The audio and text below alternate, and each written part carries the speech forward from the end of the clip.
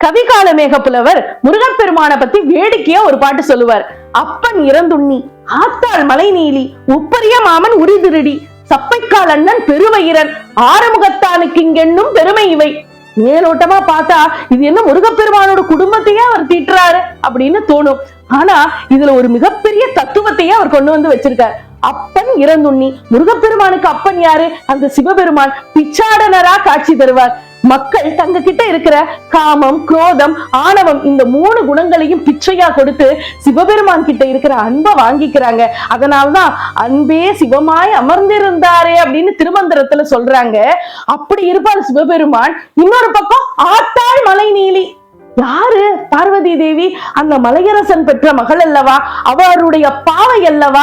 ஒரு பிரச்சனையும் ஒரு கொடுமையும் இந்த சமூகத்துல நிகழுதுன்னா அவ எப்படி ராட்சசியா மாறிடுவா, பயங்கரியா மாறிடுவா, நீலியா மாறிடுவா. பக்தர்களுக்கெல்லாம் ஆனந்த சுரூபினியா காட்சி தரக்கூடியவள் அந்த பார்வதி தேவி.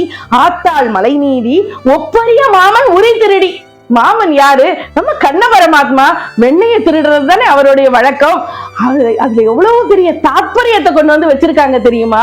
மக்களுடைய உடம்பு என்கிற உரியில் உள்ளே இருக்கிற உள்ளம் என்கிற வெண்ணெய் பக்தியால உருகும் பொழுது இறைவன் ஓடி வந்து அதை கவர்ந்து பாரா. அதனாலதான் நம்ம இறைவனை உள்ளம் கவர் கல்வன் அப்படின்னு சொல்லுவோம். அவ்வளவு பெரிய தத்துவத்தை கொண்டு வந்து வச்சிருக்காரு இந்த கண்ண பரமாத்மாவனுடைய உரியில. அதனால ஒப்பரிய மாமன் உரி திருடி, சப்பைக்கால் அண்ணன் பெருவயிரன். யாரு? நம்ம விநாயக பெருமான். விநாயக பெருமானுடைய வயிற்றிலேதான் அண்ட சராசரங்களும் இருக்குன்னு நம்முடைய வேத சாஸ்திரங்கள்லாம் சொல்லுது.